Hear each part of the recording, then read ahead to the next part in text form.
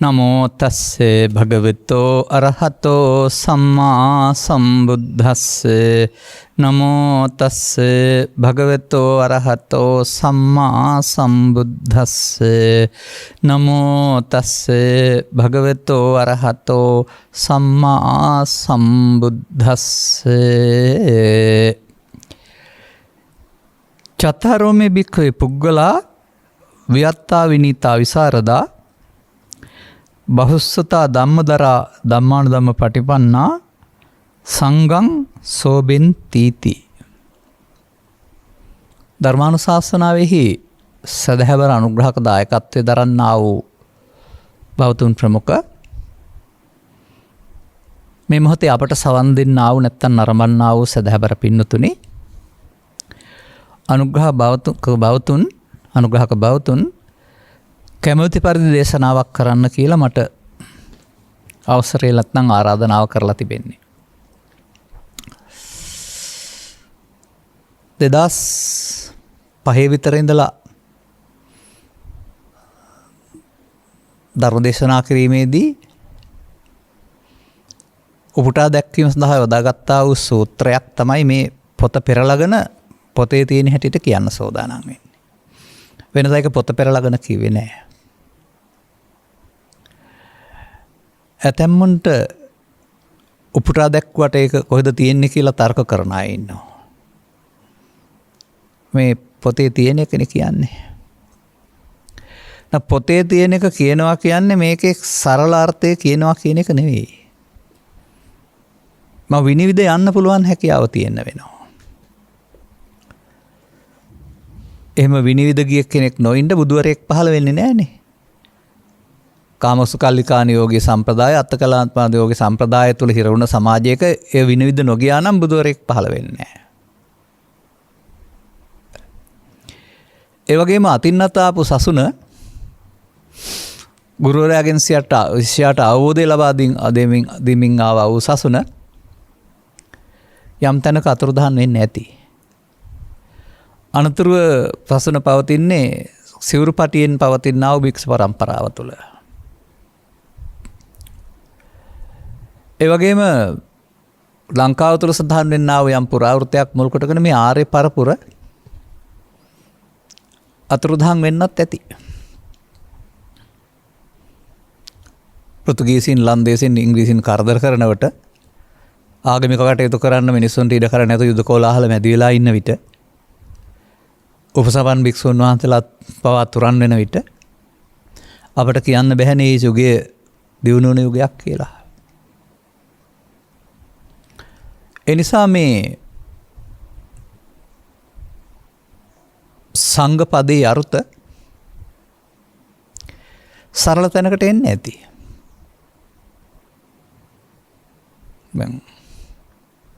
අට්ඨපුරිස පුද්ගලාය සවගතෝ සාව සංඝෝ. ආර්ය පුද්ගලයෝ 8 දෙනෙකින් යුක්තයි ශ්‍රාවක සංඝයා කියලා ගාථාවේ කියවෙනවා. නමුත් සදහම් අතුරු දහම් වුණොත් එහෙම ආර්ය පුද්ගලයෝ ඇති වෙන්නේ නැහැ. ඒ වගේම මම දකිනවා තථාගතයන් වහන්සේ ලබා දුන්නා වූ එහි බුක්ක සම්පදාව උන්වහන්සේගෙන් පසු ලබා දෙන්න බෑ. ඒ වගේම මම දකිනවා ඉන්පසු අනුදැනවා දාලා වූ සරණාගමන උපසම්පදාවත් නැහැ. විකල්පයක් වශයෙන් වර්තමානයේ පවතින්නේ ඥාති තතුත්තකම උපසම්පදාව. ඒක මොන සම්ප්‍රදාය තුල කළත් ගොඩබිමේ කළත් ජලයේ කළත් ඒක.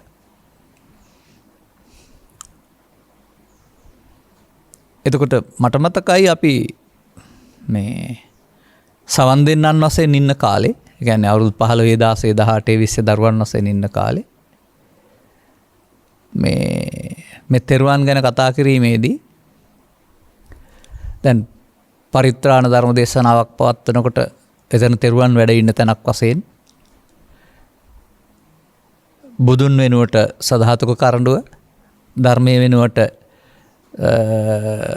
පරිත්‍රාණ ධර්ම දේශනා පෙරවාන පොත් වහන්සේ, ආර්ය මහා සංඝරත්න වෙනුවට මහා සංඝරත්නය මේ කියන වචනේ කියවිලා තිබෙනවා.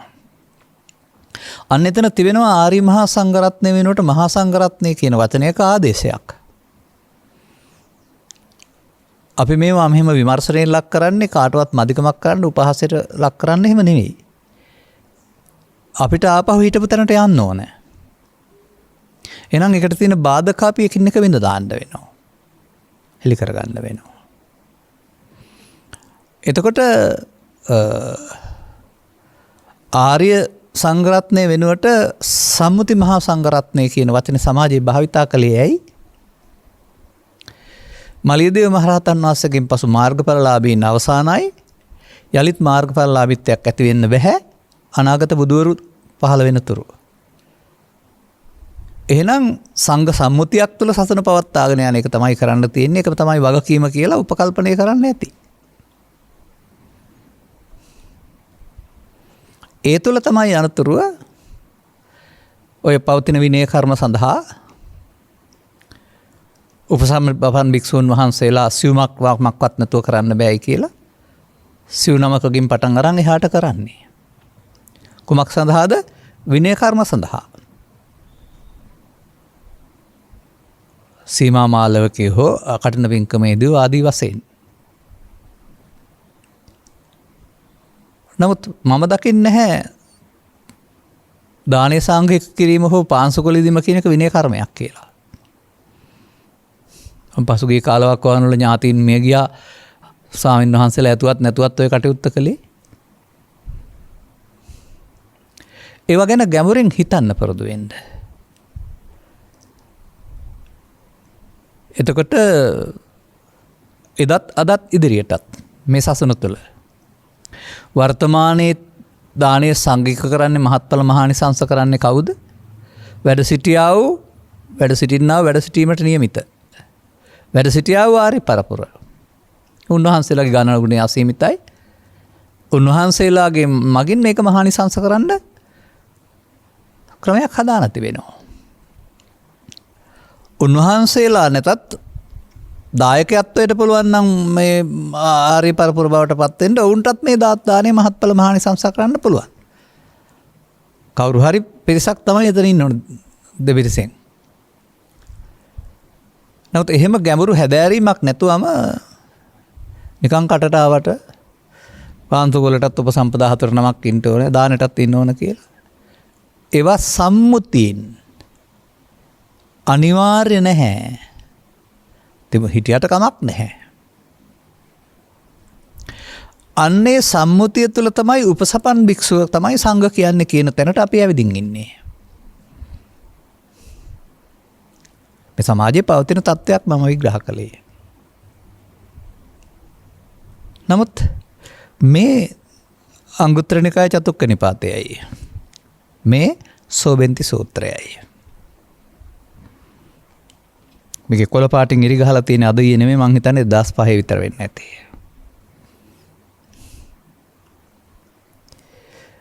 මට මේ වැදගත්. මොකද මේ කඩතිරේ ඉක්මවා යන්න මේකේ මාර්ගයක් තියෙනවා. එනිසා අර සම්මුතිය පිහිටා සිට මේක වැරදි කියන්න උත්සාහවත් ගන්න නැතිව මේකත් හදාarලා බලන්න. අර සම්මුතියෙන් අපි බැහැර කරන්න අවශ්‍ය නැහැ. හොඳයි මම තව දෙයක් කියනවා. හොඳයි සසුනින්ම නැත්නම් ශ්‍රී ලංකාවෙන්ම මාර්ගඵල අතුරුදහන් වුණායි කියමුකෝ. දැන් අර භික්ෂුණී සසුන අතුරුදහන් වුණා ආයේ භික්ෂුණියක් නැති නිසා අනාගත බුදුහාමුදුරුවෝ පහළ වෙනතුරු උපසම්පදාව දෙන්න බෑ කියන සම්පතය තියෙන්නේ මතයක් ඒකාධිකාරයක්. ඒ වගේ 아무තෙන් කොහොමද තනියෙන් සෝවාන් ආය ඇති වෙන්නේ මේ කොහොමද ආපහු එහෙනම් ආර්ය පරපුරක් ඇති කරන්න කියලා තර්කයක් ගේන්න පුළුවෙනි. නමුත් තථාගතප්පේ දස ධම්ම විනයස්ස භික්ඛවේ විවටෝ විරෝචති නෝ පටිච්චන්නෝ. පටිච්චන්න හේවත් වැසී ගිය කාලේට බබලන්නේ නැහැ විවෘත වුණොත් බබලනවා. හොඳයි අපි කියමු ආර්ය පරපුර ඇති වෙන්න පුළුවන් කොහොමද? අන්න එතකොට මා ඔබට මින් පෙර ඉදිරිපත් කළා විමුක්තායතන සූත්‍රයේ කාරණා පහ මතක් කරගන්න. ඒ විමුක්තායතන සූත්‍රයේ කාරණා පහෙන්ම පෙන්වන්නේ ආපහු මාර්ගඵලලාභීන් නැති වෙන්න පුළුවන් විදි පහක්. ක්‍රමපාය පහක් පෙන්වනවා පහෙම පෙන්වනවා අත්ත පටිසංවේදීච ධම්ම පටිසංවේදීච අර්ථයේ ධර්මයේ විශේෂයෙන් දැනගනීද අර ක්‍රම පහෙන් ඕන එකකින්. බුදුන් වහන්සේ දේශනා කළ ධර්මයක් අසා. දැන් බුදුන් වහන්සේ ධර්මයක් අහන්න නැහැ, නමුත් ඒවා තමයි සූත්‍ර දේශනා වශයෙන් තිබෙන්නේ. එහෙනම් ඒවා ගැඹුරට හැදෑරීම තුළින් නිවැරදි වෙන්න බැරිද? බුදුන් වහන්සේ වදාළ ධර්මයක් දේශනා කරන්නට ගොස් නිකම්ම කියන්න නෙමෙයි, ඒකේ අදාළ වචනේ ගැඹුරට හොයන් දේශනා කරන්න ගියාපුවාම ඇසීමෙනුත් අත්පටිසංවේදී වෙන්න පුළුවන්. දේශනා කරන්න ගියාපුවමත් ඇත්තටම දැන් 1989 ඔක්තෝබර් 8 වෙනිදා පළවෙනි ධර්ම දේශනාව කළේ ආරෝග්‍ය පරමාලාභා ගාථාවෙන්. අද එහෙම ඒක කිව්වොත් ඒ මුල් එක කියයිද මම? 82 බාහිර වස්තුන්ගේ අනිත්‍ය දේශනා කළේ. අද මම ඒක කියයිද? ඒ කුමක් නිසාද? ඒ පිළිබඳව සම්පූර්ණ කාලය යොදා ගවේෂණය කරපු නිසා. එහෙනම් ධර්ම දේශනා කරන්න ගියාපුවම ඕන කෙනෙකුගේ දේශනීය ප්‍රඥාව ගැඹුරු වෙනවා, අර්ථය ගැඹුරට පේනවා. ඒක තැන නතර වෙන්න නරකයි කවුරුත්ම. තෙවනුව මේ දේශනා කරපු දෙයක් සජ්ජායනා කරන්න ගියොත් ඔතන තමයි මම දකින්න පිරිත් සජ්ජායනාව කියන එකේ අර්ථය. නිකන් අන් අයට සෙත්පතා මේක කියෝන එක නෙමෙයි. ඔය සංගායනා කියන වචනේ ගත්තාම අර අර්ථ ධම්ම මතුවෙන ආකාරයට අතුරු ගවේෂණය කරන්න ගියොත්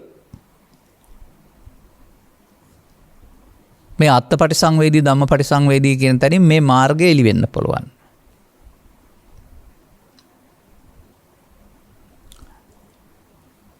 එතකොට දේශනා කරන්න ගියොත් සහ සජ්ජායනා කරන්න ගියොත් දෙකක් පෙන්වන්නේ මෙතන. අනතුරුව ධර්මයේ ගත්තේ නැතුව ලෞකික සමාධියක් හදන් ඉන්නකොට මේ සමාධිය පිරිහෙන ආකාරය මේ සූත්‍ර ගවේෂණය කිරීම තුළින් තදංග විස්කම්බන සමුච්ඡේද අර්ථ පැහැදිලි වෙන විට එහෙනම් ඒකෙදි පැහැදිලි වෙන්න පුළුවනි ධාන වර්ග දෙකයි කියන එක. තමන් ඉන්නේ බොජ්ජංග විප්‍රයුක්ත ධානයේ ඒක පිරිහෙන ධානයක්. බොජ්ජංග සම්යුක්ත ධානයේ සුවය ඕකම වුණාට ඒකේ බොජ්ජංග වැඩිමක් තියෙනවා කියන එක අර්ථ පරිසංවේදී වෙන්න පුළුවන්. විමුක්තායතන සූත්‍රයේ පෙන්වන ප්‍රබල සාක්ෂිය තමයි එක්කෙනෙක්වත් මාර්ගඵලලාභීන් නැති වෙලා ගියත් සංරක්ෂණය කළා වූ රැකගත්තා වූ ධර්මයේ පරිහරණය කිරීම තුළින් යට වූ මගඵල ලැබෙන්න පුළුවන් කියන එක. ඒක දැනගන්න ඕන අපි නෙමෙයි, අනාගත බුදුවරයෙක් කමතුරු මග ලබන්න ක්‍රමයක් නැහැ කියන දෘෂ්ටියේ ඉන්න ඕන කෙනෙක්. විමුක්තායතන සූත්‍රය කියවලා බලන්න. මේ පහෙන් එකකින් මගඵල අතුරුදහන් ගිය සසුන යලිත් මගඵලලාභීන් නැති කරන්න පාර තියෙනවා. නමුත් කඩතිර අස්සේ ඉඳලා බෑ. හදාගත්ත සම්මුතින්ට හිර වෙලා බෑ. බුදුවරු වෙලි කළ අර්ථ දක්වා ගැඹුරට යන්න ඕන.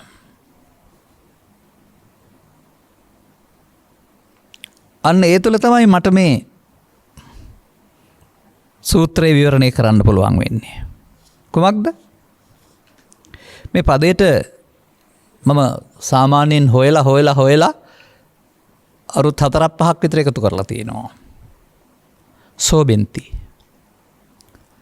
සෝබනය, හෙබවීම, නියෝජනය කිරීම, ආලෝකමත් කිරීම, බැබලීම. ඔය සංඝ සෝබන ගුණ කියලා කතා කරන්නේ. සෝබන කියන්නේ හොබවනවා කියන අර්ථයනේ. එනම තථාගත බුදු පියාණන් වහන්සේ ඇති කළා වූ සම්බුදු සසුනේහි උන්වහන්සේ පිරිනවන් වඩින්නේ නැහැ කියලා තියෙනවා. භික්ෂු භික්ෂුණී උපාසක උපාසිකා සිව්වනක් පිරිස ඒ අදාළ කරුණු පැහැදිලි කිරීම සඳහා අදාළ ප්‍රබල ස්ථානයට පැමිණෙන තුරු.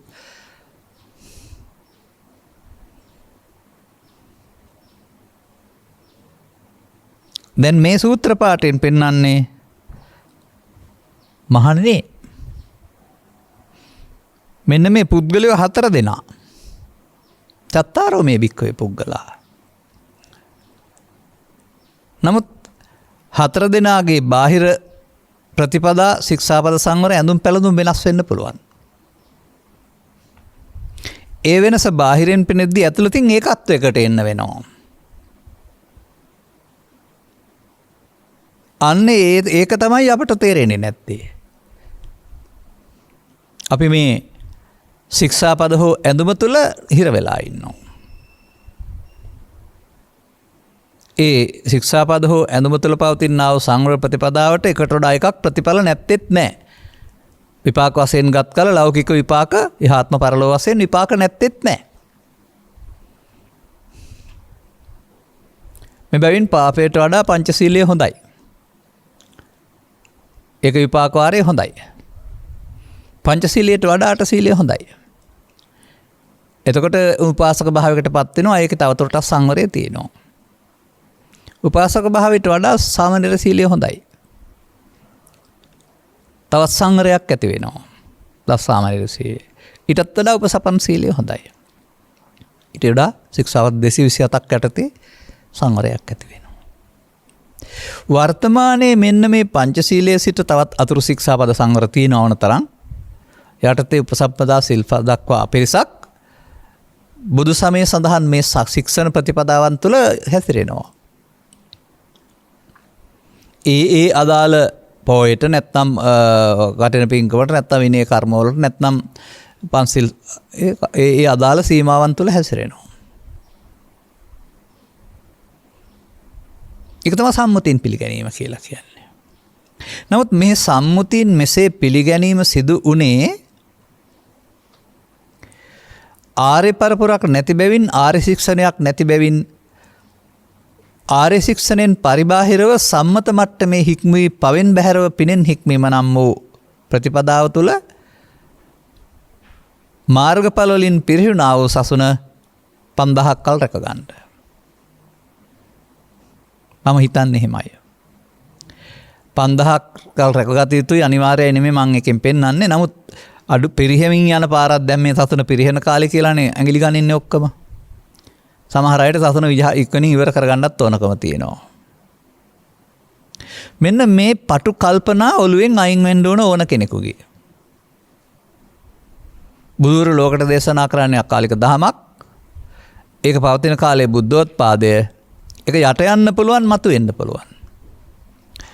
අටුවාවක ඉලක්කමක් තිබුණාට අපට ඒක පරම සත්‍යයක් වශයෙන් ගන්න ඕන නැහැ. අපට ඕනකම තියෙන්නේ අපෙන් පස්සේ පරපුරටත් ඉන් පස්සේ පරපුරටත් ශාසනයේ අතුරු අන්තර්දාහනයේ අන්තිමය තව අවුරුදු ලක්ෂ 10ක් 15කට පස්සේ ඇති වුණාට කමක් නැහැ කියන එක. 20කට පස්සේ 30කට පස්සේ මේ බුදුරෝ ලිකලා වූ සත්‍යයේ වටිනාකම නොදන්න මිනිස්සු තමයි ඔක අගේ කොට සලකන්නේ නැත්තේ. වෙන කිසිවෙකුටත් එලි කරගන්න බැරි. බුදුවරු කරන්නේ යුගයට මොකද්ද? අනුප්පන්නස්ස මග්ගස්ස උප්පාදේති. නූපන් මගක් උපදවන එක. අපට කාටවත් කැක්කුමක් තියෙන්න බෑ උපන් මග වහන්න. රැකගන්න, මතු කරගන්න ඕනකමක් තියෙන්න ඕන. අන්න එතනදී අපි මේ කතා කරන භික්ෂු භික්ෂුණී උපාසක උපාසයා සිවණක් පිරිස භික්ෂු භික්ෂුණී වෙන්නේ සිවුරු පරවන ආකාරයෙන් සහ අර ආදී සීල සංඛ්‍යාත ශික්ෂාපද වලින්. උපාසක උපාසිකා වෙන්නේ සුදු ඇඳුමෙන් සහ ඊට අඩු ශික්ෂාපද වලින්. ඒ ඔක්කොමත් සම්මුතියක් නේ. සම්මුතිය ඉක්මවා නොයව පහර ගහන්න එපා. එම ඉන්න. මොකද ඒ තුළ මෙතෙක්කල් රැකගෙන ආව සම්ප්‍රදායක් තිබෙනවා. ඒ නොතිබෙන්නට අපට මතු කරගන්න ලැබෙන්නේ නැහැ නේ. නමුත් මේ පදේ ගැඹුරට බලන්න. කුමක්ද සංගම්සෝමෙන්ති කියලා කියන්නේ? සංඝයා හොබවත් පුද්ගලයෝ 4 දෙනෙක් සංඝයා හොබවත් ආලෝකමත් කරත් නියෝජනය කරත් බබලවත් 4 දෙනෙක්. කවුද ප්‍රකාශය කරන්නේ? බුදුන් වහන්සේ. කවුද 4 දෙනා? භික්ඛු භික්ඛවේ, භික්ඛුනී භික්ඛවේ, උපාසකෝ භික්ඛවේ, උපාසිකා භික්ඛවේ. දැන් සංඝයා හොබවන්න නියෝජනය කරන්න ආලෝකමත් කරන්න බබලවන්න පුළුවන් කියලා තියෙන්නේ භික්ෂු භික්ෂුණී උපාසක උපාසිකා සිව්වණක් පිරිසටම මමද? බුදුරජාණන් වහන්සේ. එහෙනම් ඇයි ඒක නොවෙන්නේ? ඒක වෙන්න පුළුවන් ක්‍රමයක් අපි හොයන්න වෙනවා. අර පටු සීමාව තුළ ඉන්නේ නැතුව. සංඝයා කියන්නේ ස්වාමීන් වහන්සේලාට විතරයි, සංඝයා කියන උපසම්පදාව. ඒ සම්මුතියින්. අපි පනවාගත්ත සම්මුතියින්. ඒක බැහැර කරන්න අවශ්‍යත් නැහැ. මේ පෙන්වන්නේ ඒ හතරෙම ඉඳිමින් යන්න ඕන පරමාර්ථ තත්වයක්. මේ වෙනස් සුදුසුකම් උපාසක උපාසිකා පංචශීලය නැත්නම් අටශීලය. භික්ෂු භික්ෂුණී සාමණේර සීලය නැත්නම් උපසම්පදා සීලය. ඒ බාහිර තමන් ජීවත් වෙන ආකාරයට සංවර ප්‍රතිපදා. කුඹුරු වැඩ කරන්න ඕන නම් සුදු ඇඳගෙන බෑ, සිවුරු ඇඳගෙන බෑ. කුඹුරු වැඩ කරන්න ඕන නම් ඊට අදාළ ඇඳුමක්. එතකොට පංචශීලයේ ඉන්න වෙනවා. අටශීලයත් එක්ක බෑ. මොකද සුදු ඇඳුම් උතුරු සළුවක් පරවන ඉන්නේ. උදැල්ල උස්සන්නත් බෑ, නගුල අත ගහන්නත් බෑ. ඒ නිසා ඊට වඩා ප්‍රතිපදාවක් පොයි දවසේ සිල් සමාදන් වන උසවිසියන්ට කවුරුත් හාන්න පොරු ගාන්න ගෙදර දොරේ උත්සවවලට යන්න කතා කරන්නේ නැහැ. යනවා නම් සිල් මුදවලා. හැබැයි මම දැකලා තියෙනවා සමහර පැවිදි ඇත්තෝ මේ වෙලටත් බහිනවා මේ රූපවාහිනිය තුල. ගොයන් කපන්න හාන්න මඩ තියන්න එහෙම. හිනාවට ලක් වෙන වැඩ කරන්නේ නැතුව ඕනේ නම් අර සුදුසු ඇඳුම ඇඳගෙන කුඹරට යන්න. මේ ඇඳුමෙන් ඕක කරන්න බෑ. මේ ඇඳුම බුදුන් වහන්සේ සකස් කරලා තියෙන්නේ ඉබ්බගේ ඉරියව්ව සකස් කරලා. ඉබ්බට පස්පලක් එළියට දාගෙන යන්න පුළුවන්. ඕනනම් ඇතුළට ගත්ත හැකි. ඒ වගේ කකුල් දෙකේ කෙලවර දෙකයි, අත් දෙකේ කෙලවර දෙකයි, හිසයි පමණයි එළියට එන්නේ. මේ ඇඳුම යම් යම් තැන්වලට හිර කරලා තියෙන්නේ. කටු ගහලත් නැහැ, කලිසම වගේ පටියක් දාලත් නැහැ. ඒ අත උස්සන්න බෑ, ඉස්සුවොත් ගැලවෙනවා. ඒ නිසා සම්මුතින් මට එහෙම කිව්වොත් කුඹුර කොටන්න යන්න කියලා හරි නැත්නම් විරෝධතා ව්‍යාපාරයක් කරන්න බිම වාඩි වෙන්න කියලා හරි මම යන්නේ නැහැ. ඒක මගේ ස්ථාවරය නෙවෙයි. මට තියෙන සංවර ප්‍රතිපදාව ඒවා කරන්න බෑ. ඒවා කරනකොට අනිත් අය පැහැදෙනවද අපැහැදෙනවද කියන කරන අය තේරුම් ගන්න. මීට වඩා එහාට ආයුතු ගමනක් තිබීදී මෙතනත් මොකටද අපි අපවාදයට ලක් වෙන්නේ?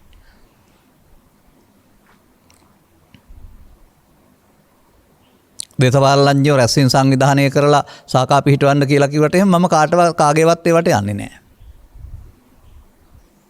පුරවැසියෙක් වශයෙන් මට ඡන්දායිතියක් තියෙනවා. ඒක අදාළ රටේ යහපත සඳහා පාවිච්චි කරන්න තීරණය කරනු ලබනවා මේ මොහොතට. කොහෙවත් ඇලිලා ගෙල්ලා නැහැ ඒකටත්. ඊට එහාට අපි හොයන්න ඕන. අපේ වගකීම ඒකයි. මම මේක මේ හතරට වෙන වෙනම පැහැදිලි කරන්නේ නැතුව ගන්න හදන්නේ ඇයි? මේකට අදාළ සුදුසුකම් ටිකක් තියෙනවා. මේ හතරෙම තිබෙනවා මෙන්න මෙහෙම දෙයක්. වියත්තෝ විනීතෝ විසරදෝ බහුසුතෝ ධම්මදරෝ ධම්මානුධම්ම පටිපන්නෝ කියන වචන පහ භික්ෂුවටත් භික්ෂුණීටත් උපාසකතුමාටත් උපාසිකාවටත් සමානයි.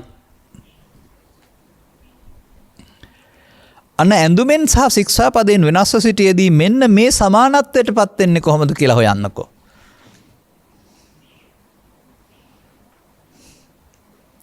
වියත්තෝ කියන්නේ ව්‍යක්ත වෙන්න ඕන. බාහිර බහුවචනයෙන් කතා කරනකොට නම් උකට වියත්තා විනීතා විසරදා කියලා කියනවා. එක එක පුද්ගලයා සම්බන්ධයෙන් ගන්න වියත්තෝ විනීතෝ විසරදෝ කියලා ගන්නවා. භික්ෂුව දැන් කොහොමද මේ ව්‍යක්ත විනීත විසරද බහුස්තර ධම්මදර ධම්මාන ධම්ම පටිපන්න වෙන්නේ? උනොත් මේ සංඝයා හොබවන්න පුළුවන් වෙන්නේ.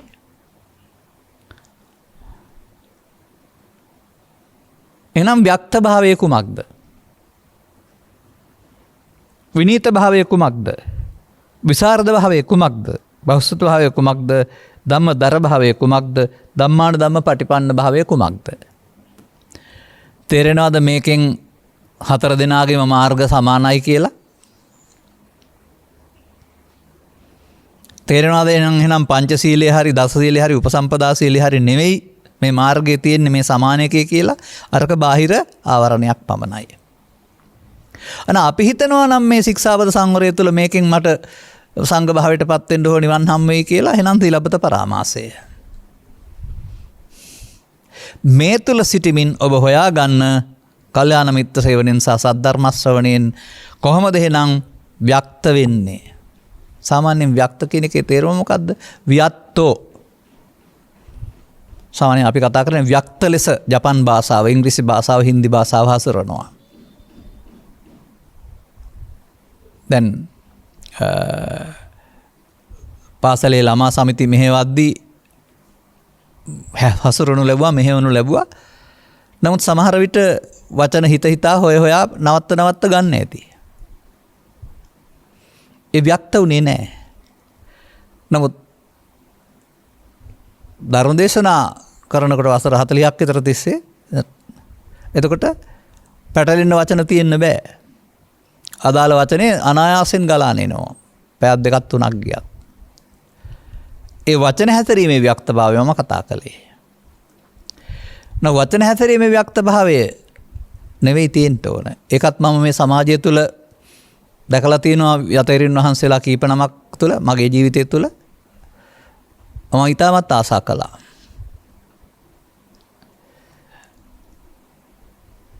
උන්වහන්සේලාගේ වචන හැසිරීම තුළ පුදුම ආකර්ශනීය බවක් නම් වශයෙන් සඳහන් කරන්න ගියොත් අමතක වෙන්න ඉඩ තියෙන නිසා කියන්නේ නැහැ. මගේ ජීවිත කාලය තුළ සමාජයේ ජනප්‍රිය වුණ මාධ්‍යවල ධර්ම දේශනා කළ දේශකින් වහන්සේලා කීප නමකගේ වචන ස්වභාවය, හසුරන ආකාරය ආකර්ශනීයයි. ඒ වචනේ ව්‍යක්ත බවක්. ඒ බොහෝ කල් ධර්ම දේශනා කිරීම තුළ පමණක් නෙමෙයි, වචන හසුරන ආකාරය සහ වචනේ ශබ්දය අනුව අර ජාතක කතාවක තිබෙනවා මේ මට මතක නැහැ හරියට මොකක්ද කියලා. සියලු සත්තුන් කතා කරන භාෂාව දන්න නුවණක් තිබුණයි කියලා. ඔය කියන්නේ එහෙම අර්ථයක් නෙමෙයි ඒක. නමුත් සියලු සත්තු කතා කරනවා. ඒ හඬෙන් ඉරියව්වෙන් අපට තේරුම් ගන්න පුළුවන්කම තියෙන්න ඕන. අනිවාර්යයෙන් මේ වචනවල උච්චාරණය සහ ස්වර අඩු වෙන ආකාරයෙන් සහහි ස්වර සංඛ්‍යාතය තුළ අපටත් බොහෝ දෙනා තේරෙනවා කිව්වේ නැති වුණාට. මේ කතා කරන්නේ ඒකත් නෙමෙයි. කුමක්ද බුදුසසුන තුළ ව්‍යක්තභාවය?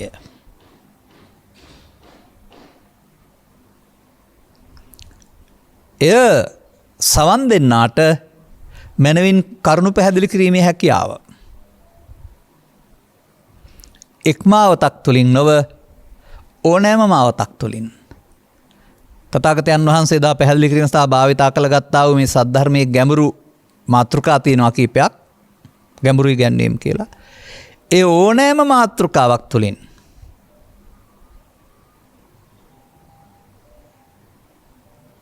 අදාළ පුද්ගලයාට සවන් දෙන්නාට ප්‍රමාදයේ ඵල විපාක සහ අප්‍රමාදයේ අවශ්‍යතාවය පැහැදිලි කිරීමේ හැකියාව. අයෝනිසෝ මනසිකාරයේ ඵල විපාක සහ යෝනිසෝ මනසිකාරයේ අගය. ලබාගත් ජීවිතයේ ලැබී තිබෙනා වූ දුර්ලභ අවස්ථාවේ අගය. මනුස්ස පටිලාභෝච සද්ධම්මස්ස දේශනා. මේ හේතුඵල හැමදාම එකතු වෙන්නේ නැති බව. සද්ධම්ම තියෙන්න පුළුවන්, මනුස්ස පටිලාභේ නැහැ. මනුස්සලාභේ තියෙන්න පුළුවන්, සද්ධර්මේ නැහැ. ඔය පසුගිය කාලයක් වවුණු අපි දකින්නේ සියවස් 6ක් 7ක් 8ක් තිස්සේ මිනිසුන් නම් ඉපදුනා.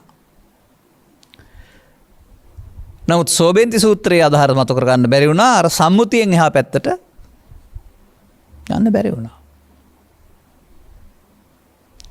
මම නම් කල්පනා කරනවා මේ සදහම්හි අරුත් විග්‍රහ වෙන විට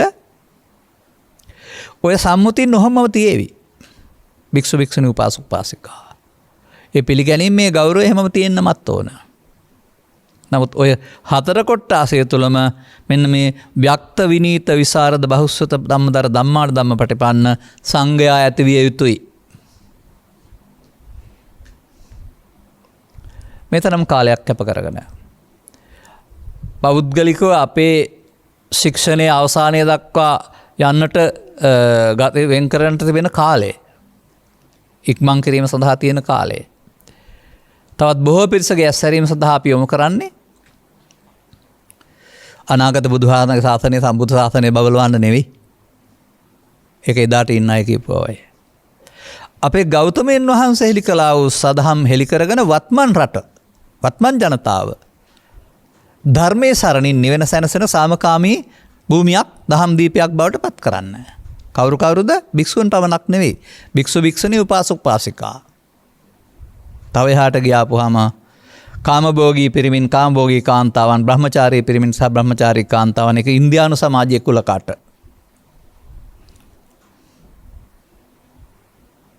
එහෙනම් ඒ ව්‍යක්ත බව ඇස් දෙක පියාන හිටියට, වාඩි වෙලා හිටියට, සිල් සමාදන් වෙලා වන්දනාවක් කළාට ලැබෙන්නේ නැහැ. අර ඉහතකී විමුක්තායතන සූත්‍රයේ ආකාර පහෙන් එකකින් එතෙන්ට යන්න ඕන. ප්‍රධාන කරුණ වශයෙන් තථාගතයන් වහන්සේ වදාරන්නේ නම් කල්යාණ මිත්‍ර සේවනයේ සද්ධර්ම ශ්‍රවණය, නැත්තම් පරතෝ ഘോഷය යෝනිසෝ මානසිකාරය. පරතෝච ഘോഷෝ ඊට වැදගත්. තථාගතයන් වහන්සේගේ කාලේ පරතෝච ഘോഷයට ගමින් ගමට යන්න සිද්ධ වුණා. මොකද මාධ්‍ය තිබුණේ නැති නිසා. ශ්‍රී ලංකාව තුළ ගමින් ගමට විහාරස්ථාන හැදමින් ඒතනට ගිහින් පරතෝච ഘോഷයට ඉඩකඩ සලසා තිබුණා. සිවස් 2, 3, 4කට 5කට 6කට ඉස්සර. වර්තමානයේ පවතිනා වූ අර්බුද තුළ ඒතනට යන්න බැරි වෙනවා. නමුත් ඒ වන විට ශ්‍රව්‍ය මාධ්‍ය ප්‍රබලයි. සමාජ මාධ්‍ය ප්‍රබලයි. Facebook, YouTube, අනිකුත් අඩවි ඕන කෙනෙකුට ගෙදරට ගෙන්න ගන්න පුළුවන්. තෝරගන්නත් පුළුවන්. ඒ නිසා මම දකිනවා මොනම බාධකයක් යටතේවත් ධර්ම සංවේදනයේ ධම්මවේදනයේ අඩපණ වෙලා නැහැ. යතින ඔබ වාසනාවන්ත නැද්ද? දැන් ඔබ ඉන්න තැන ඉන්න. භික්ෂු නම් එහෙම, භික්ෂුණී නම් එහෙම, උපාසක නම් එහෙම, උපාසිකා නම් එහෙම. ව්‍යක්ත වෙන්නේ කොහොමද?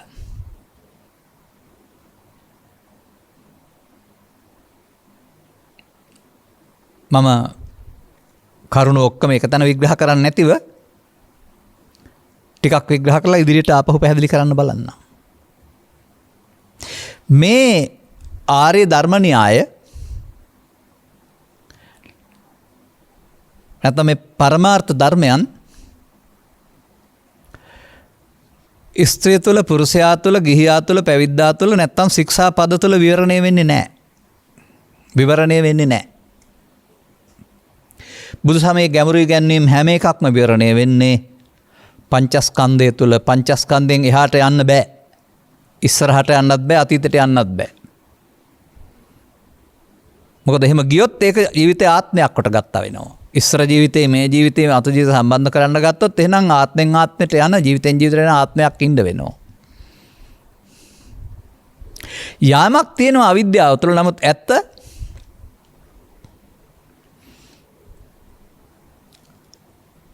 අතීතයේ ඉස්සර ජීවිතේ, අනාගතයේ මතු ජීවිතේ, වර්තමානයේ මේ ජීවිතය කියලා බෙදන්නේ නැතුව, අතීතයේ ඊයේ, අනාගතයේ හෙට, වර්තමානයේ අද කියලා බෙදන්නේ නැතුව, අතීතයේ ගත වුණ තත්පරේ, වර්තමානයේ දැන් තත්පරේ, අනාගතයේ ආපුණේ තත්පරේ කියලා බෙදන්නෙත් නැතිව. එතකොටත් තත්පර තුනක් නේ. ඔබට මේ ස්කන්ධ පංචකය තුළ අතීතයේ, වර්තමානයේ, අනාගතයේ තුන, හේතු, වර්තමාන ඵල, අනාගත වර්තමාන හේතු තුන බෙදන්න පුළුවන් තැන දක්වා ඔබ අවබෝධයෙන් එන්න. මම දකිනවා එක ව්‍යක්තභාවයක්. අර විස්තර පෙන්වුවේ අතීත, වර්තමාන, අනාගත සිංහල භාෂාව ඉගෙන ගන්න ආකාරයෙන් සහ එහෙම. නමුත් අන්තිමට එක් ස්කන්ධ පංචකයක් තුළ අතීත හේතුත්, වර්තමාන ඵලත් වර්තමාන හේතුත් දකින්න පුළුවන් තැන දක්වා මේ ස්කන්ධ පංචකයක් තුල අතීත හේතු වර්තමාන ඵල වර්තමාන හේතු උගන්වන එක තමයි පටිච්චසමුප්පාදය කියන්නේ. පැහැදිලි කරලා ඇති තවත් තැනක වෙලාව ලැබුණොත් පැහැදිලි කරන්න බලමු. මේ ස්කන්ධ පංචකයක් තුළ අනුලෝමය සහ පටිලෝමය තමයි ඉමේ පංච උපාදානස්කන්ධය. මෙම පංච උපාදානස්කන්ධය නිත්‍ය සුඛසෝ අත්තතෝ පමාද විහරණය. අනිච්චත දුක්ඛතෝ අනත්තතෝ අපමාද විහරණය. ජීවිතය තුළද ඉමේ පංච උපාදානස්කන්ධේ මෙම පංච උපාදානස්කන්ධ කියන ශරීරය එහෙම නෙවෙයි. ඇතැම්ම තාමත් කල්පනා කරනවානේ පංච උපාදානස්කන්ධය කියන්නේ මව් කුසෙන් බිහිවීම මැරෙනකම්ම තියෙන ශරීරය ඒක තුල ධර්ම දේශනා කරයි කියලා. වහින්සක උපාසකමල තාමත් එහෙම හිත හිතා ඉන්න බව මට ආරංචි වෙලක් තියෙනවා ඇහෙනවා. නෑ. ස්කන්ධ පංචකය අවුරුදු 80ක් 90ක් තියෙන කයක් නෙවෙයි. ඇස තුළ කන තුළ නාසය තුළ දිව තුළ කය තුළ පහළ වෙන්නා වූ අරමුණ තුළ මොහොතින් හටගෙන නැසෙන එක. ඒ නිසා තමයි ඒකට වේදනා හයක් සංඥා හයක් සංකාර හයක් විඥාන හයක් පහළ වෙනවා කියලා හය පොළට බද්ධ කරලා තියෙන්නේ. සත්තට්ඨාන කුසල සූත්‍රයේ. හය පොළට සඳහන් කරන තිබුණාට හය පොළ නම් ඇස කන නාසය දිව කය සිත කියලා තේරුම් අරගෙන එයින් එන්නා වූ අරමුණ රූපේ ශබ්දේ ගන්ධය රසය පොට්ටබ්බය එහි මුලා වීම රූප ශබ්ද ගන්ධ රස පොට්ටබ්බ ධම්ම තණ්හා වශයෙන් තේරුම් අරගෙන අන්න දැන් එහි මුලා වීම නිත්සුකාත්ම කොට ගැනීම කියලා තේරුම් අරගෙන ලේක සංසාරේ කලේ ඕක තමයි බුදුරු පහළ වෙන්න පෙර පව තුල පින තුල ධානය තුල හෙවත් අපුඤ්ඤාභි සංකාරේ පුඤ්ඤාභි සංකාරේ අනුජ්ජාභි සංකාරයට දියුණු වෙමින් නමුත් ඒ තුල නිත්සුකාත්ම නම් වූ මුලාවෙන් ගැලවෙන්න බැරුව හිර වී සිටි බව. දැන් සීල සූත්‍රයට අනුව සක්කාය සූත්‍රයට අනුව ඉමේ පංච උපාදානස්කන්ධේ අනිච්චතෝ දුක්ඛතෝ අනත්තතෝ යෝනිසෝ මනසිකරන්තෝ. මෙම පංච උපාදාන ඒ මොහොතේ උපන් එක කය නෙමේ. අන්න ව්‍යක්ත භාවයටපත් වෙනකොට යෝනිසෝ මනසිකරණතෝ සෝතාපට්ටි ඵලං සච්චි කරයියාති. එසේ තේරුම් ගැනීම එසේ පැහැදිලි කරන්න හැකියවීම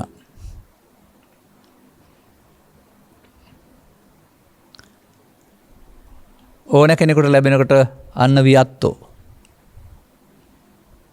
ඒ චිත්ත ගහපතිතුමා එනවා භික්ෂුන් වහන්සේලා සාකච්ඡාවක් නාම රූප සම්බන්ධයෙන්.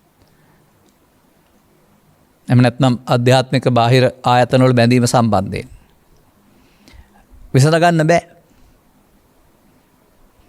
වැඳලා වාඩි වෙනවා බිමින් පුටුවක් උඩ එහෙම වාඩි වෙන්නේ නැහැ. ඒක අර සම්මුතියෙන් එහෙම තියෙනවා කියන්නේ. නමුත් එතුමන් ඒ සම්බන්ධයෙන් ව්‍යක්තියක් බව උන්වහන්සේලා දන්නවා. මුල් සංයෝජන පහ කඩාන හිටපු කෙනෙක් බව. එතුමන්ට ආව ප්‍රශ්න යොමු කරපුවම ඔබ වහන්සේලාගේ අවසරය ලැබෙනවා නම් කැමති නම්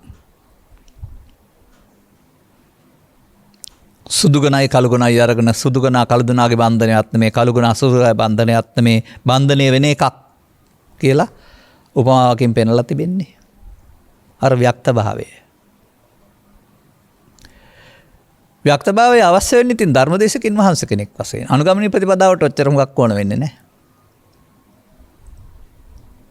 යමක් පැහැදිලි කිරීමේ හැකියාව සහ Tamanට බැරි නම් ඊට අදාළ කෙනෙක් පැත්තට යොමු කිරීමේ හැකියාව විතරනේ ඕන.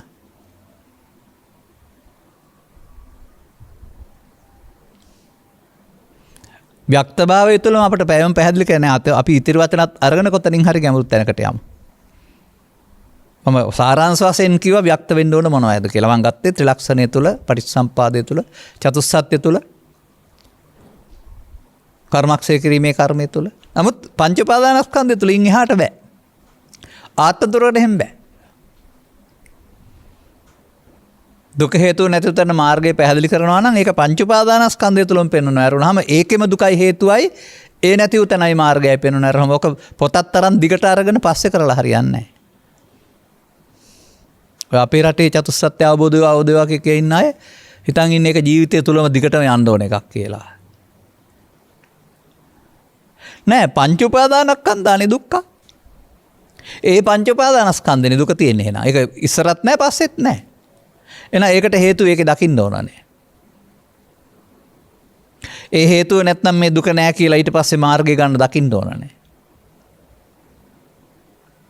එහෙනම් වචනේ පාඩම් කරගෙන නතර වෙන්නේ නැතුව ගැඹුරට යන්න. මේ පංච උපාදානස්කන්ධයෙන් මිදීම ඒ තුල දකින්න ඕන කියන මේ කාරණේ ඔබ පංච උපාදානස්කන්ධය තුල නොනින් දකින්න එහෙන් දකින්න බෑනේ. පුළුවන් තැන දක්වා ව්‍යක්ත වෙන්න. අනතුරු තියෙන වචනයක්. විනීතෝ. ඒක නම් ඉතින් තේරෙනවා වචනේනේ. විනීතා සුවිනීතා අතිශය විනීත වූ සුවිනීත. මේ විනීත කියන්නේ මොකක්ද? ඔන්න ඔය විනීත භාවයේ තේරෙනකොට එන්න පටන් ගන්නවා. නිකම් විනීත වෙන්නේ නැහැ.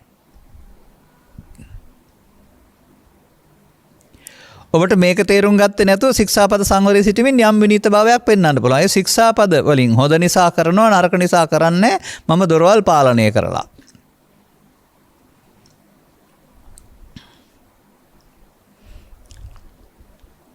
ඒක ඇතුළත මූලයන් තිබියදී පෞසිද්ධ වෙන නිසා සම්මතේ නින්දා ලැබෙන නිසා නොකරන බව. මුල් සිඳිලා නැහැ. මම ඉතින් මේකට දැකපු දෙයක් මගේ බණවල කියලා තියෙනවා. මම මගේ අධ්‍යාපන කටයුතු වල 6 7 8 පන්ති වලට බස් රථයකින් යනවා. 7-15ක් දීලා යනවා 7-15ක් දීලා එනවා කිලෝමීටර් 1-2ක් පයින්ුත් යනවා. මම යන බස් රථයට ගොඩ වෙනවා තවත් දරුවෙක්. මට වඩා වෙනස් ඇඳුමක් තියෙනවා. මම සාමාන්‍යයෙන් නිකන් සපත් දෙකක් හතර දෙකක් දාගෙන යන්නේ. ඔහුගේ සපත් දෙකක් තියෙනවා ඒකට කකුල් දෙකට පටි දෙකකුත් ගහලා තියෙනවා. උඩටම දනිස්ස දක්වා. ඉතින් අපි සමගම යනවා බස් රථේ පන්තියෙත් ඉන්නවා. වෙනසක් පේන්නෙත් නැහැ. අපි වගේම යනවා එනවා. දිනක් ක්‍රීඩා විවේකයක් තුළ දරුවා බැම්මක් උඩ වාඩි වෙලා ඉන්නවා සපත්තු ගලවලා. එදා තමයි මට තේරුණේ සපත්තුවේ අඩිය උස්සලා තියෙන්නේ පටි දාලා තියෙන්නේ ඇද කකුල් දෙක ඇද ඇරෙන්න. අඩිය තියලා යනකොට ඇද එන්නේ අපූර්වට ගියයි. ගලවපුවම ඇදයි. අඩිය තියන්න බෑ. එනම් බාහිර සපත්තුව සකස් කිරීමෙන් පටි සකස් කිරීමෙන් කකුල බකලේ වහලා සකස් කරන්න පුළුවන්. පිටට පෙන්නන්න පුළුවන්. නමුත් බකලේ ඇරෙන්නේ නැහනේ. ඒකේ පෘථග්ජන පුද්ගලයාගේ ඇඳුමේ හෝ ශික්ෂාපදව සංවරය බකල කකුලට පිටින් සපත්තුව දැම්මා වගේ වැඩක් කියලා කවදා හරි තේරුම් ගන්න.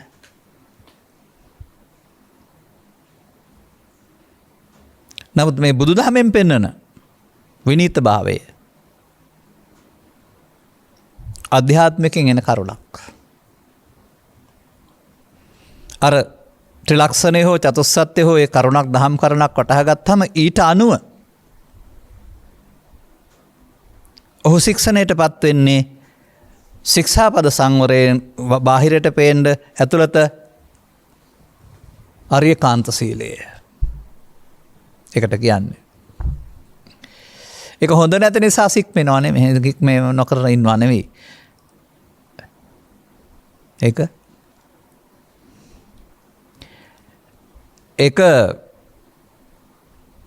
කර්ම රැස්වීම සසර ඇවිදීමට හේතු වෙන බැවින් උපාදානය වීම දුකට හේතු වෙන බැවින් උපාදාන නොවි අවසන් වීම සඳහා පැරණි උපාදානයන් මිදීම සඳහා ශික්ෂාපද සීමාවේ සිටමින් ඒක ඉක්මවා යමින් චක්කුණා සංවරෝ සාදු සාදු සෝතේන සංවරෝ ඇසෙන් කනෙන් නාසෙන් දිවෙන් කයෙන් අරමුණෙන් අරමුණට පෙරපුරුදු අසංවරයට ඉඩ නොදී දැකලා පාලනය කිරීම. ව්‍යක්ත වුණ පුද්ගලයාට විනීත වෙන්න පුළුවනි. තව පදයක් ගනිමු අපි. විසරදෝ. ඒක අතින් වර්තමාන සමාජයේ පවතින උදාහරණයක් තුළින් ගත් හැකි. මමත් සරිගම පදනි හදාරලා තියෙනවා. ස්වර. හැබැයි ගායනා කරලා නැහැ. ස්වර නම් ගායනා කරලා තියෙනවා. ඉන් එහාට ගීත ගායනා කරලා නැහැ. මේ සප්තස්වර හඳුනාගත්තට විසරද කියලා පදවියක් දෙන්නේ නැහැ කාටවත්. ස්වර ගායනය, ස්වර සංකලනය, ස්වර යෙදීම අන්න. එතකොට ගායනයේ, වාදනයේ, පද රචනයේ, පදමාලා සකස් කිරීම. ඒ ඔස්සේ කලක් ගියාපුවාම ඔහු විසරදෙක් වෙනවා. ඒ සංගීත විසරද. නිකම්ම සරිගම නෙවෙයි විසරද වෙලා තියෙන්නේ. ඒ තුල පළල් දෙනමක් ගියා. එහෙනම් ඔබට මේ ධර්මයේ පිළිබඳ විසරදත්වයක් ලැබෙන්න ඕනේ. අර බාහිර විසරද නෙමෙයි. ඒකෙත් ඉතින් ඔය ලෝකෝත්තර ධර්මයේ අටුණන් පස්සේ උගතුන් බිහි කරන මාර්ගය තුල සීමා සහිත නිර්දේශයක් දීලා විභාග පාස් කරන වෛශාරදත්ව විභාග කොටසක් තියෙනවා. අවශ්‍ය නම් ගියාට කමක් නැහැ.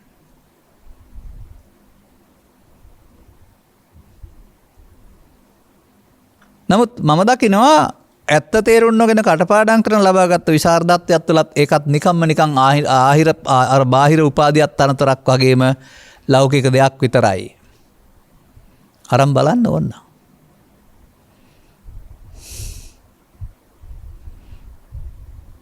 ඒක තමයි අර පරමාර්ථ தත්ත්වය ලෞකික தත්ත්වයට අරන් ඇවිදින් ඒ ඔක්කොම බාල කරලා තියෙන්නේ.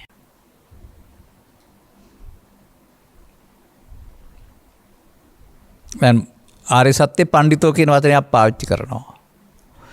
ආනන්ද හාමුදුරුවන්ගේ විචිත්‍රත් ධර්මදේශකත්වයට මහාචාර්ය ආනන්ද කියලා කියනවා. බුදුන් වහන්සේ හැරුණට මහා ආචාර්යවරයෙක් එයා.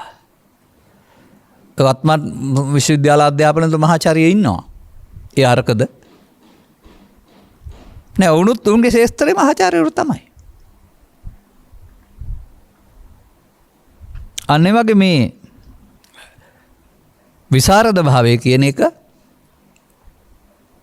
වෛශාරද්ද කියලානේ කියන්නේ. එහෙනම් කොතනින් ගැටලුවක් ඉදිරිපත් කළත් ඒක ත්‍රිලක්ෂණය තුලින්, චතුස්සත්ත්‍ය තුලින්, පටිච්චසමුප්පාද නිරෝධය තුලින්, කර්මක්ෂය කිරීමේ කර්මය තුලින්, බොජ්ජංග වැඩිම තුලින්, සප්තවිසුද්ධිය තුලින්, සතර සතිපට්ඨානය තුලින් භවගාමිත්වය සහ භව නිරෝධගාමිත්වයට පාර. භවගාමිත්වය සිදුවෙන පෙළ දහම. අන්නේ පෙළ දහම ඔස්සේ මේක මෙහෙමයි වෙන්නේ කියලා පැහැදිලි කරන්න පුළුවන් වෙනකොට විසරදත්වයක්. පමාද විහරණය ඔබ තුල වෙන්නේ මෙහෙමයි කියලා පැහැදිලි කරනවා. අර අතර ගත්ත නෙල්ලියෙඩියක් අටපැත්තෙන් එකට පේනවා වගේ බුදුන් වහන්සේ ඉස්සරහා සවන් දුන්නයි මනස්කාන්තයි දේශනය කියලා තියෙන එකනේ. තමන් ළඟ ඒ පිළිබඳ අවබෝධය නැත්නම් වෛශාරද්දයක් දත්තයක් දක්වන්න බෑ.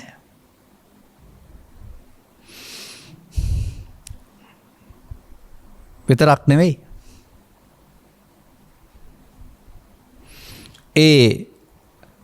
මේ ග්‍රන්ථ තුළ පවතිනා වූ වදනින් වදන සකස් කරලා තිබෙනා වූ පෙළ දහම ඔබේ ඇස තුළ, කන තුළ, නාසය තුළ, දිව තුළ සිදුවෙන ආකාරය පැහැදිලි කරන්න පුළුවන් වෙන්න ඕන. පැහැදිලි කරලා දෙන්න පුළුවන් කමක් තියෙන්න වෙනවා. එතකොට ඔහු ඒ තුළින් ඉගෙන ගන්න ඔහුගේ වර්තමාන මොහොතේ ප්‍රමාදී පෙළ දහම. ප්‍රමාදී පෙළ දහම යන්නේ සසරට ඇලෙන්න. දැන් අප්‍රමාදී පෙළ දහම පෙන්වන්න ඕන.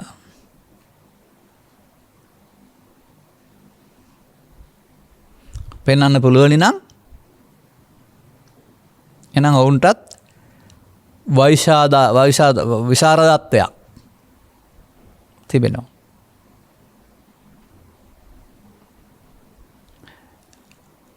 අපි දැන් වචන කීපයක් කතා කළා. වියත්තෝ, විනීතෝ, විසරදෝ. තව තුනක් තියෙනවා. ඒ නිසා ඒකට කාලය ගන්න වෙනවා. බහුසුතෝ.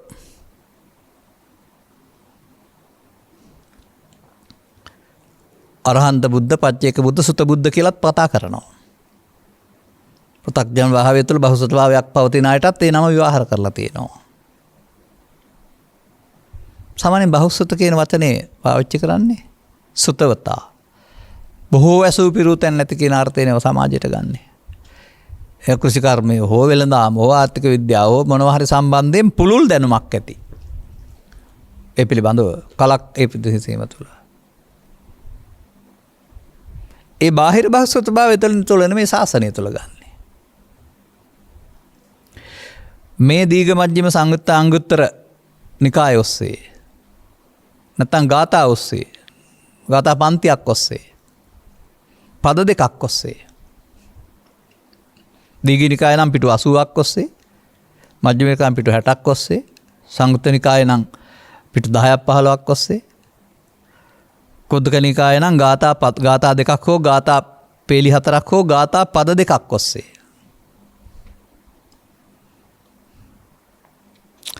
මේ බුද්ධ දේශනාවේ හැටි හිමයි. පුළුල් ශේස්ත්‍රයක් තුළ විවරණය කරන්න පුළුවන් නමුත් ප්‍රඥාවන්තයන් සඳහා ඉතා කෙටි කලක් තුළ විවරණය කරන්න පුළුවන්. අන්න එහෙම හැකියාවට කියනවා බහුසුත භාවය කියලා. දැන් බෝධිපාක්ෂික ධර්ම 37 තුළම පැහැදිලි කරනවා නිවන් මඟ. නමුත් මඤ්ඤමානෝකෝ බික්ඛු බද්දෝ මාරස අමඤ්ඤමානෝ මුත්තෝ පාපිමතෝ කියන පද දෙක තුල ප්‍රමාද විහරණයයි අපමාද විහරණයයි තිබෙනවා.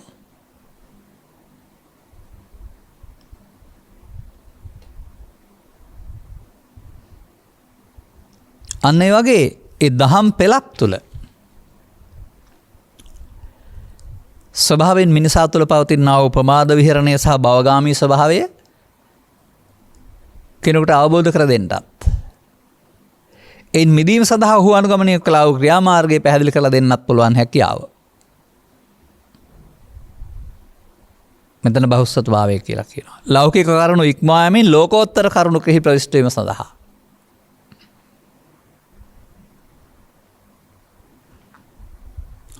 තව වචන දෙකක් තිබෙනවා. ධම්මදරෝ. මොකද්ද මේ ධම්මදරෝ කියන්නේ? ධර්මදර. ධර්මයේ දරණනේ. ධර්මයේ දරණ අය වෙන්නත් ඕන. ඒ කියන්නේ මේ ශාසනයේ බර පදවි අරන් දරණ එකද එහෙම නැත්නම් පොත්පත්වල සංරක්ෂණ බර දරණ එකද? ඒවත් දරණේ දරාගෙන.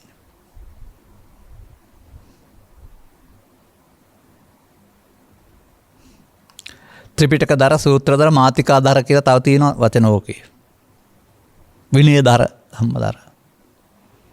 ඒවත් පාවිච්චි කළා තමයි විනය ශික්ෂා පද පිළිබඳව ප්‍රතුල අවබෝධය විනය දර කියලා. එහෙම තමයි ඒකත් මම දකින්නේ සම්මුතියට කර විග්‍රහයක්. නැත්නම් විනය දර වුණ පමණින් ධර්මතර නැත්නම් විමුක්තිය හම්බ වෙන්නේ. ධර්මදර වෙනකොට විනය දර ඉබේමත් හම්බ වෙනවා. එහෙනම් ධර්මයයි විනයයි දෙකක් වශයෙන් මම දකින්නේ ධර්ම විනය. අපි ඒක බෙදලා තිබුණාට. එහෙනම් මේ ව්‍යත්තෝ විසරදෝ විනීතෝ බවට පත් වෙනකොට භික්ෂු භික්ෂුණී උපාසක උපාසිකා. ඔවුන්ට කවුරුත් උපාධි පිරම නැති වුණාට ඔවුන් ළඟ තියෙනවා ලාභ අලාභ සැප දුක් නිന്ദා ප්‍රශංසා නම් වරෝධහමක් පවතිනවා. මෙන්න මෙව්වට කැපිච්ච පණුවක් වගේ දඟලන්නේ නැතුව සංසුන් වෙන්න පුළුවන් ස්වභාවයක් ඇති වෙනවා. මං හිතන්නේ ඒක තමයි දරා ගැනීමේ හැකියාව. අටලෝ දහම පෘථග්ජන පුද්ගලයා කලඹනවා, ආර්ය පුද්ගලයා අටලෝ දහම කලඹන්නේ නැහැ කියලා පෙන්නනවානේ. ලෝ දහම පවතිනවා, ලෝ දහම කලඹවන්නේ, කැළඹෙන්නේ පෘථග්ජන පුද්ගලයා, ලෝ දහම උසා කැළඹෙන්නේ නැත්තේ ආර්ය පුද්ගලයා. ආර්ය පුද්ගලයන් අතර තියෙන ගති ලක්ෂණයක් වෙන්න ඇති මේ ධම්මදර කියන්නේ. ධම්මානුධම්ම පටිපන්නෝ. ධර්මානුධම්ම පටිපදාව කියන එක සාමාන්‍යයෙන් ගන්න ඕන ඉතා ගැඹුරට. අර ශික්ෂාපද සංවරයේ ඉන්න කියන එකට වඩා එහා යමින් අපිට මොකද්ද මේ ජීවිතේ සිදු වෙන්නේ? ඇතුළතින් බැලුව කල නිරන්තරයෙන් සිදු වෙන්නේ ඇසෙන් කනෙන් නාසයෙන් දිවෙන් කයින් ස්කන්ධ පංචකයක් හටගෙන මිය යාම. ඒ තුල අපි මමත්වෙන් ගැනීම තුළ උපාදාන වී අවසන් වීම නැමැති පමාද විහරණය සිදු වෙනවා. එතකොට අනුසෝතගාමි. නමුත් ධම්මානුධම්ම පටිපදා තියෙන සතර සෝතාපට්ටි අංගවල. මම නම් දකින්නේ ස්කන්ධ පංචකයෙන් පංචකයට. එක ස්කන්ධ පංචකයක් ධම්ම නම් ඊළඟ ස්කන්ධ පංචකේ ධම්ම. ඒ ස්කන්ධ පංචකයෙන් පංචකයට උපාදාන නොවි අවසන් කරනකොට මේ ස්කන්ධ පංචකයක් පාසා භවගාමීත්වය වෙනකොට භව නිරෝධගාමීත්වයට පත් වෙනවා. භව නිරෝධය වෙනවා. එහෙනම් එතන අවිද්‍යා සංකාර වෙනට විද්‍යා විමුක්ති උදා වෙන්න පටන් ගන්නවා. මම කල්පනා කරනවා ධම්මානුධම්ම පටිපදා. ඔනොහොමයි මේ භික්ෂු භික්ෂුණී උපාසක උපාසිකා සිව්වනක් පිරිසටම නිවන් මාර්ගයේදී යන්න මාර්ග දෙකක් නැත්තේ. ඒ ඇඳුම තුළ විවිධත්වයෙන් ඉඳමින් අවබෝධය තුළ මේ එකත්වයට එන්න ඔබට කවුරුත් සංඝයා කීවේ නැතුවට කමක් නැහැ. සංඝං සෝබෙන්ති බුද්ධ වචනේ ඔබ සංඝයා හොබවන ආර්ය කාන්ත සීලයේ ඉන්න ආර්ය සංඝරත්නයේ පැවතෙන සංසුන් බව හිමිකම් කියන්නේක් වෙයි. කවුරුත් කීවේ නැතුවට කමක් නැහැ. එනිසා අපේ ධර්ම දේශනාවල තියෙන කෙස් කපන්න නැතුව මහාන කිරීමක්, සිවුරු පොරවන්න නැතුව මහාන කිරීමක්, කය මහාන කරන්න නැතුව සිත මහාන කිරීමක්. කයත් තෝරනම් පැවිදුණාට කමක් නැහැ. ඒ සඳහා කාලය තිබෙනවා නම් දේශකින් වහන්සේ කෙනෙක් වෙන්න කැමති නම් නැත්නම් මේ චීවරයට ආසනම් මෙහෙම ඉන්න. වෙනත් බැඳීම් නැත්නම් වගකීම් කමක් නැහැ. නමුත් වැදගත් වෙන්නේ මෙන්න මේ ආකාරයට වියත්තෝ විසරදෝ විනිත්තරෝ බහුසරෝ ධම්මතරෝ ධම්මානුධම්ම පටිපන්නෝ වෙන එක භික්ෂුවක් හෝ භික්ෂුණියක් හෝ උපාසක උපාසිකාවක්. මෙන්න මේ බුද්ධ වචනේ මේ සමාජය තුළ සක්‍රිය කරමු අපි උලුප්පාලා ගනිමු. එහි ප්‍රතිඵල වත්මන් සමාජයට රජයටත් පහසු වෙනවා. මොකද මිනිස්සු පාලනය කරන්න ලේසි. මිනිස්සු නීතියට බය පාලනය වෙන්නේ නැහැ, දඬුවට බය පාලනය වෙන්නේ නැහැ. උන් පාලනය වෙනවා ධර්මයේ දන්නා බැවින්. ඔය දහම් දීපේ කියන නම හම්බ වුණේ ඒ නිසා ආණ්ඩුවට බය හික්මෙන හින්දා නෙමෙයි. පව්පින් වලට බය හික්මෙන හින්දාත් නෙමෙයි. මේ ආර්ය විනයට හික්මෙන මිනිස්සු නිසා. ඒ සංඛ්‍යාව ඉහළ දාන වගකීමේ කොටස්කරුවන් බවට පත් වෙන්නට මාධ්‍ය වශයෙන් ඔබටත් අනුග්‍රහක බවතුන් වශයෙන් ඔබටත් අනුගමනය කරන්නා වූ වශයෙන් ඔබටත් කොටස්කරුවන් වීමට ලැබේවායි කියන ප්‍රාර්ථනාව කරමින් ධර්මානුශාසනාව මා මෙසේ අවසන් කරනු ලබනවා. මෙම උතුම් ධර්ම දේශනාව සඳහා සදැයි දායකත්වයෙන් දරනු ලබන්නේ රත්මලානේ පදිංචි දයා කරන්දන මහත්මිය විසිනි. අරමුණු අතර අදින් දෙමාසකට පමණ පෙර මියගිය බුද්ධදාස කිරිවන්දල මහතාටත් දායකත්වයෙන් දරුව අය නමින් මිය පරලෝකීය අනිකුත් නෑදෑහිත මිත්‍රාදීන්ටත් පින් අවශ්‍ය තැනක සිටිනහා පින් කැමති සියලු දෙනාට මෙම පුණ්‍ය කුසල් අනුමෝදන් වේවා. එපින් බලයෙන් නැවත මනුස්සාත්මයක් ලැබ වහවහ සසර දුකින් අත මිදීම සඳහා ධර්මාබෝධය ලැබීමට මෙම කුසල ධර්මයේ හේතු ආසනාව වේවා. තවද සුජීවත්ව සිටින පවුලේ හා නෑදෑ හිතවතුන් සියලු දෙනාට නිදුක් නිරෝගී සුවපත් භාවයේ සාචර ජීවනය ලැබේවා. ඔවුන්ට ඉහාත්ම වශයෙන්ම ධර්මාවබෝධය වී නිවීමට හිමිකම් කියන්න ලැබේවා. ඉහාත්ම වශයෙන් කියන්නේ මේ ජීවිතය තුළදීම ගෞරවනීය දේශකයන් වහන්සේ ඇතුළු සියලු භික්ෂු භික්ෂුණී උපාසක උපාසිකා සැමට මේ භවයේදීම නිවන් අවබෝධය සඳහා මෙම කුසලයේ හේතු ආසනාව නැත්නම් සම්බුදු සසුන රැක ගැනීමේ වගකීම දරන්නට ලැබේවා. අනුග්‍රහක බෞතුන් වශයෙන් කටයුතු කළා ඔබටත් ඉහාත්ම වශයෙන් මේ සදහම් දාමේ හේතු කොටගෙන නිදුක් නිරෝගී සුවපත් චිර ජීවනයේ ලැබී අනාගත බලාපොරොත්තු සිටි රෝග පීඩා දුරු වී කල්යාණ මිත්‍ර සේවනය ලැබී මේ ව්‍යක්ත විසරද විනීත බහුසුත භාවයට පත් වී සංඝයා හොබවන්නට ලැබේවායි මාත් ප්‍රාර්ථනා කරනවා. සබ්බිහිතෝ වජ්ජන්තු සබ්බ රෝගෝ විනස්සතු මාතේ බවත් අන්තරායෝ සුඛී දීඝායුකෝ බව හැම දිනාටම තෙරුවන් සරණයි. මෝහක්ඛයෝ නිබ්බානං